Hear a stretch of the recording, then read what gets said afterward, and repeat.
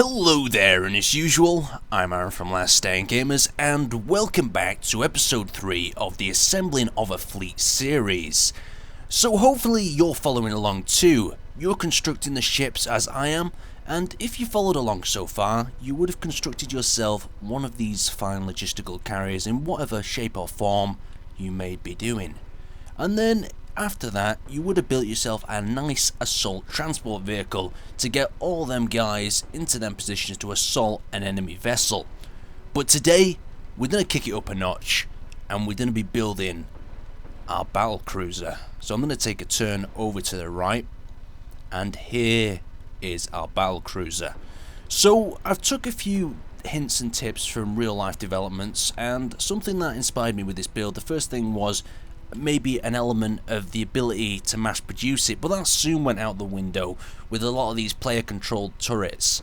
So in a survival sort of operational version of this, we'd have probably a few less turrets, maybe one or two less, maybe one less at the front, maybe get rid of these on the back here on the sides. But let's talk about the armaments, let's talk ourselves through. So we've got these turrets here staggered, so it means we can all fire them above each other without causing damage to any of the other ones above them. And then we move further to the back, we have these two both facing out, and finally we have this one on the rear to give us a bit of rear protection if we ever have to escape. So the idea of a battle cruiser is a ship that can distract the enemy. It's got a lot of firepower, it can really wreak havoc, and it's going to attract a lot of attention from another player, so you can slip in with smaller ships, maybe get a boarding party from your cargo vessel on board. So let's actually take a look at the front armaments. So there's two torpedo tubes that are built in here. Obviously you could arm this with the Twag warhead that I built in a previous video. That's a gravity based weapon. You could arm it with standard inertia torpedoes or even a stone based gravity rocket. And below, this is where things start to get interesting. So I had a few ideas with this. We've got obviously another cannon facing forward here, and we have two recon ships. And now, hang on a second, you're probably wondering, hang on, your underneath is pretty weak. You've got all that firepower on top, but you've not got much firepower on the bottom at all. Well, at least no firepower that's user controlled. Well, I thought I'd solve that situation. These cannons are currently mocked in place with landing gears just so I can test the concept out, but I'll just show you these quickly. So let's get ourselves in. Let's get ourselves in a hangar. So you can actually see the two rotating platforms here. We've got both at the current moment in time two recon fighters on that could basically recon the area ahead, but then when the situation gets hairy, you whip out this. Now, you don't want to whip this out in public because it might cause some scares. So here we go, let's bring that up, crank that up, crank that up. So we rotate these around and we can deploy our turrets.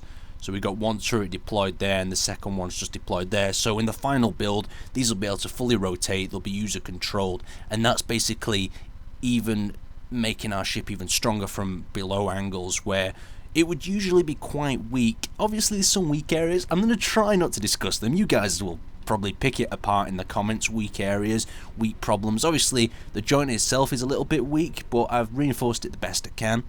And now let's start talking about the armor, the upgrading and other things. So the guys that have quite a keen eye will have already noticed something, that it looks very similar to that ship over there. Well, in a sort of way it is, and in another sort of way it's very similar to that ship is that this compartment here has been taken, it's been filled in, so what was actually the hangars has been filled in here and reinforced with extra armor.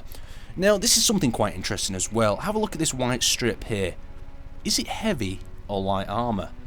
It looks like light armor, but it's not. So I'll show you how I did this. Basically you can use this to confuse people. I've basically turned the saturation all the way to zero, well, minus 100%, and it basically creates this effect with the colour.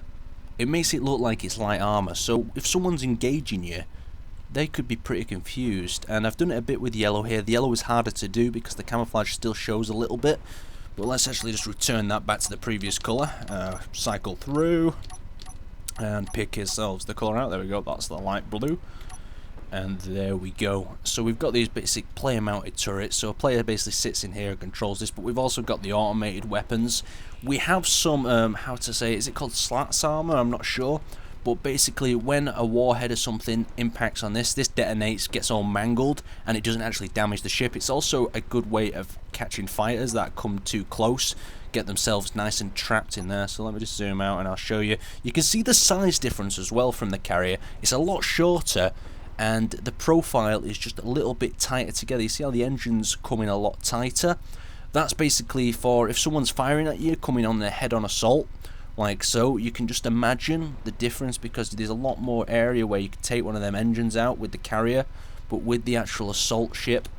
So the next thing that I started to work on was the reinforcement of the armor. So this is 3 layers thick, and for any vehicle that's going to be in direct combat, any ship, you're going to want a minimum of 3 layers of armor, because one single warhead will tear 1.5 apart, so you need that little bit of extra protection. So we've got multiple mounted weapon systems here. Then we've got the ones mounted on top of the actual, how to say, this is the secondary bridge. The primary bridge is inside an undisclosable location, and at the rear we have this rear turret to actually cover. I've also decided to put these nets here to stop any missiles or anything trying to, you know, get in there and destroy a few of my engines, even though not all the engines are located in this one location. So hopefully that's a few things to take into consideration when you're actually doing one of these ships.